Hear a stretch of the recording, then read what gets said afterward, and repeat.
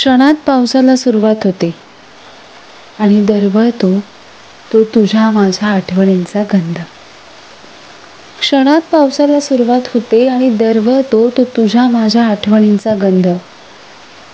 तू, मी आणि आपलं प्रेम हे एकच काय ते सत्य, बाकी सारं झूट.